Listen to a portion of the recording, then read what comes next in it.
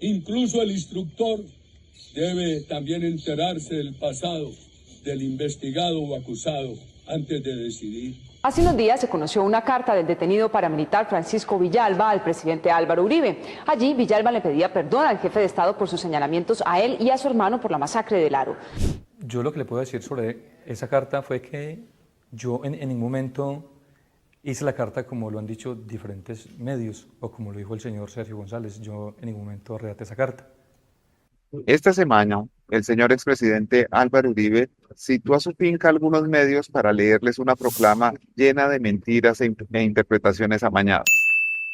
Era el preámbulo autoexculpatorio a su juzgamiento que empezó este viernes. La imagen muestra manos sosteniendo micrófonos, pero esas manos parecen soportes inanimados. Nadie se atrevió a contradecir al poderoso jefe político.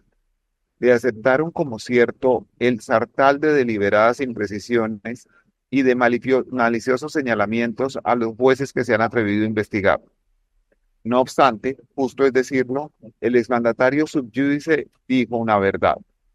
Pomposamente afirmó, abro comillas, los profesores de Derecho Penal enseñan que el juez, incluso el instructor, debe también enterarse del pasado del investigado o acusado antes de decidir. Los profesores de Derecho Penal enseñan que el juez, incluso el instructor, debe también enterarse del pasado del investigado o acusado antes de decidir.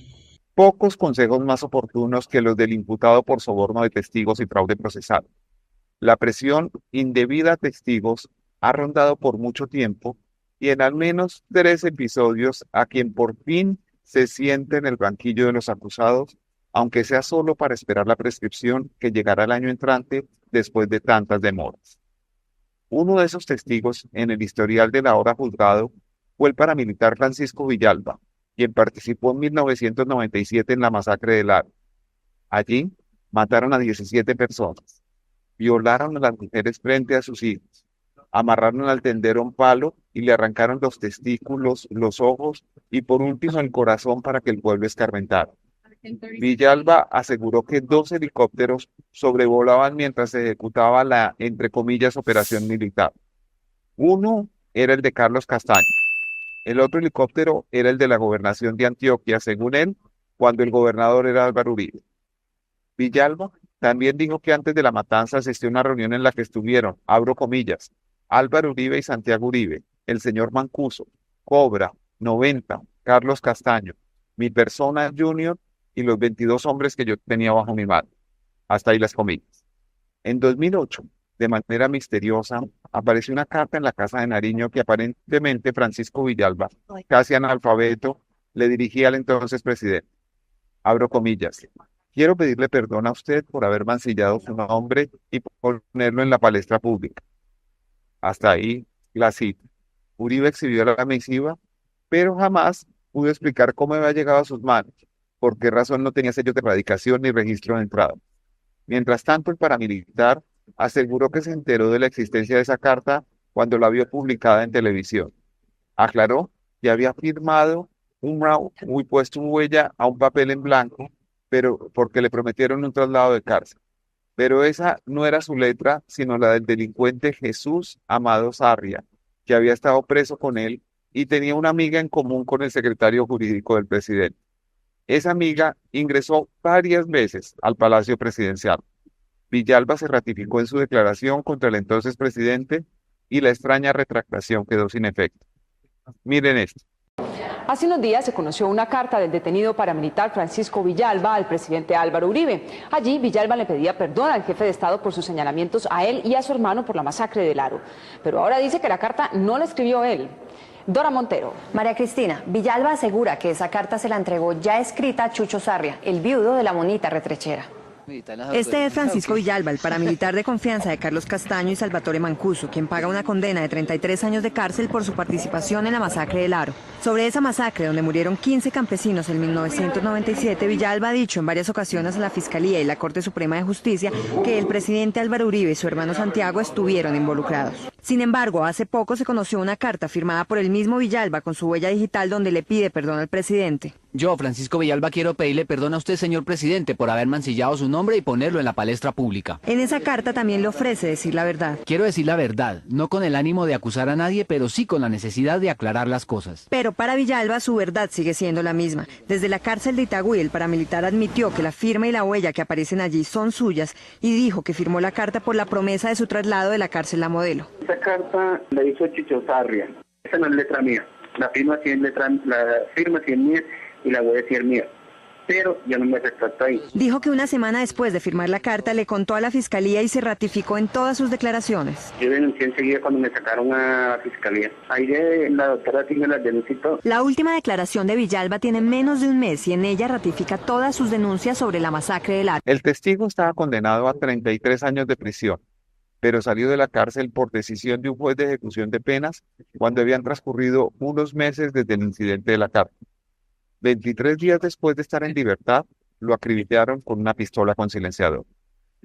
El segundo caso es el de otro paramilitar llamado José Orlando Moncada Zapata, conocido con el alias de Tasmania.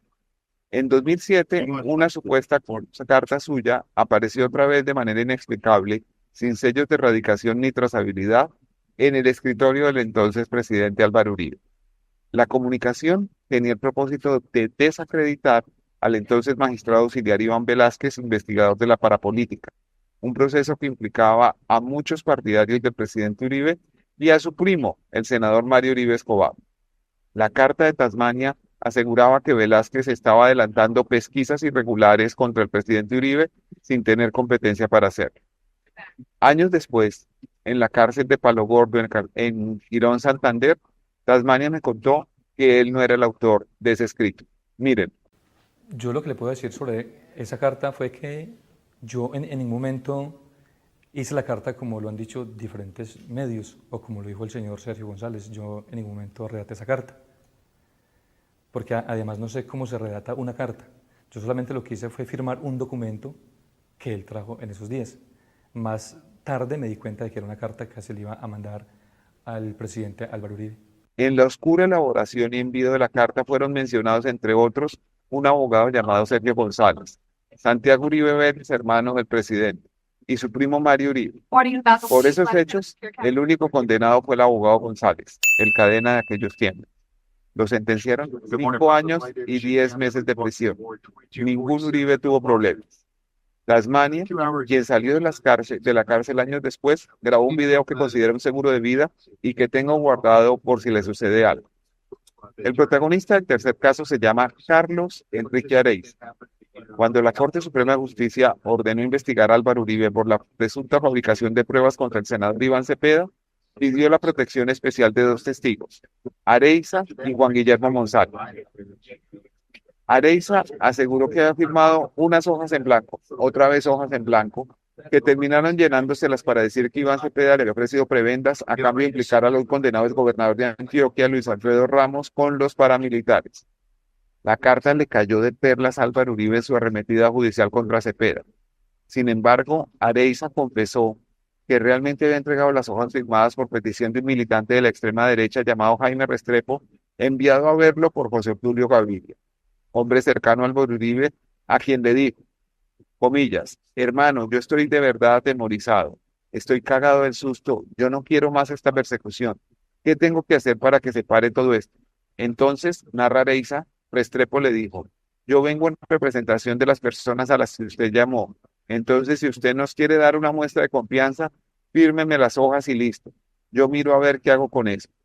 Miren el video. Hermana, yo estoy la verdad atemorizado, estoy cagado del susto, yo no quiero más esta persecución.